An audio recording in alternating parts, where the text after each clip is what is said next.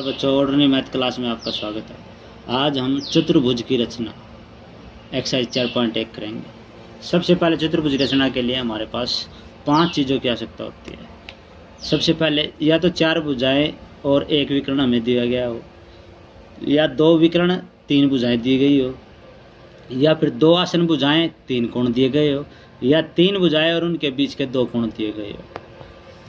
अब देखते हैं क्वेश्चन नंबर फर्स्ट एक्सरसाइज 4.1। इसमें आपको ए बी 4.5 सेंटीमीटर दिया गया है, B C 5.5 centimetre, C D 4 centimetre, A D 6 centimetre और ए सी 7 सेंटीमीटर।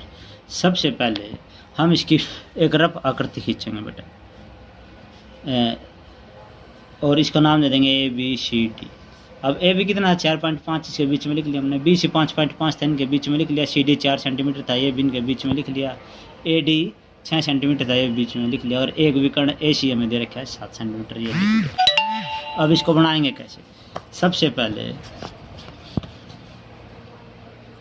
स्केल और पेंसिल की सहायता से आप 4.5 सेंटीमीटर की एक रेखा खींचे और इस पे ए और बी नाम दे बेटे।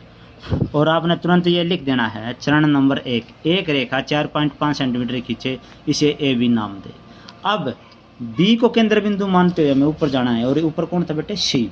तो जैसे ही हम बी को केंद्र बिंदु मानेंगे, बी से हमें दिया गया है 5.5, और हम 5.5 सेंटीमीटर की एक प्रकार की सहायता से इसको खोल लेते हैं और बी को केंद्र बिंदु मानते हुए बेटे एक चाप लगाते हैं। ये आपको चाप नज़र आ रही होगी। अब हम ऐसे ही यहाँ चरण नंबर 2 में लिखेंगे तुरंत, बी को केंद्र बिंदु मानते हुए 5.5 सेंटीमीटर की चाप लगाए। अब हम ए को केंद्र बिंदु मानते हुए चाप लगाएंगे, तो यहाँ लिख देंगे हम ए को केंद्र बिंदु मानते हुए 6 सेंटीमीटर की चाप लगाए। अब ए रहा, तो यहाँ पर हमने जो है ये एक 6 सेंटीमीटर की जो है बेटे चाप लगा दी है। ठीक है।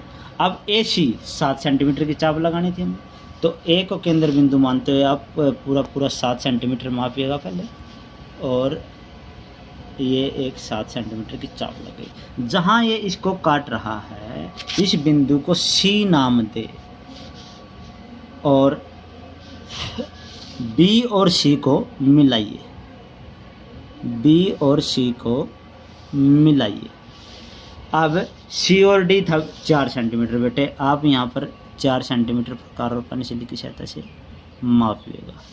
तो सी को केंद्र बिंदु मान से आप इस तरह मापना है, ये देखो, और यहाँ पे आपने इसको रख देना है, और ये इसको जो कट आ गया इसको आप नाम दे दो डी, और ए और डी को आपने बेटे मिला देना है।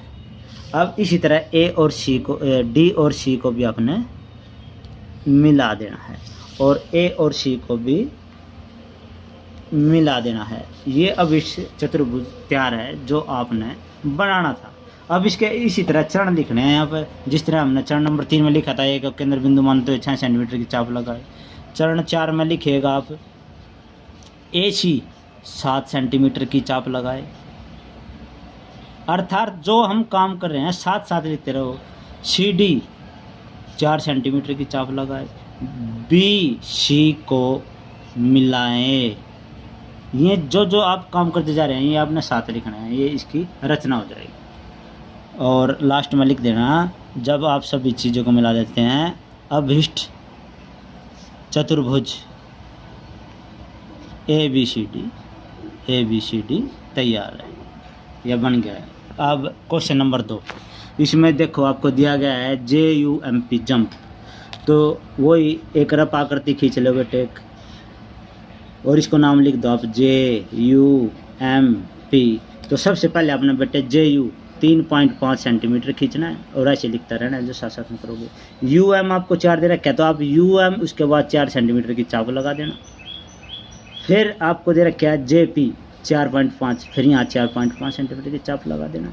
फिर हमें देखना है कोई विकर्ण दे रखा है, तो वो चाप लगानी है हमने। अब देखो PU 6.5 दे रखा है, तो उसके बाद हमने ये वाली चाप लगा देंगे बेटे, PU 6.5 सेंटीमीटर, और फिर MP 5 सेंटीमीटर आपको दे रखा है, यहाँ 5 सेंटीमीटर की चाप लगाए। सेम उसी तरह ये त्रिभुज तैयार हो जाएगा। इसी तरह क्वेश्चन नंबर 3, MORE एक समानांतर चतुर्भुज दिया गया है। आप यहाँ लिख लो, नाम दे दो MORE। ये आपको एक समानांतर चतुर्भुज दिया गया है बेटे, जिसमें ओ आर 6 सेंटीमीटर है और ई आर जो आदि किताबों में दिया नहीं गया है ये 4.5 सेंटीमीटर है बेटा। और समानांतर चतुर्भुज का मतलब बेटे आमने सामने की भुजा बराबर। अगर ये 6 सेंटीमीटर है तो इसके सामने ये भी 6 सेंटीमीटर है और ये 4.5 सेंटीमीटर है ई आर, तो बेटे एम ओ भी 4.5 सेंटीमीटर ही होगी। अब आपको एक विकर्ण दिया गया है ई ओ 7.5 सेंटीमीटर, ये रहा आपका ई ओ, ये है आपका बेटे 7.5 सेंटीमीटर। सेम उसी प्रकार इसकी रचना होगी, आपने इसको कर देना है। अब इसका क्वेश्चन नंबर 4 है, एक समचतुर्भुज बेस्ट बनाना है बेटे। सेम आप पहले वैसे ही एक रफ आकृति खींच लो। समचतुर्भुज, इसमें आपको दिया गया है BEST, आपने इसके नाम लिख देना है पहले, और BE आपको 4.5 सेंटीमीटर दिया गया है। जब एक भुजा दे दी तो समचतुर्भुज का मतलब यानी जिसकी सारी भुजा बराबर होती है, चारों भुजा बराबर होती है। ये 4.5 सेंटीमीटर है, ये भी 4.5 सेंटीमीटर, ये भी 4.5, ये भी 4.5, सभी 4.5 सेंटीमीटर भी। अब आपको एक विकर्ण दिया गया है ET 6 सेंटीमीटर, ये ET आपने 6 सेंटीमीटर, ये 6 सेंटीमीटर। सेम क्वेश्चन एक की तरह होने हैं और आपने कर देना है बेटे। और धन्यवाद।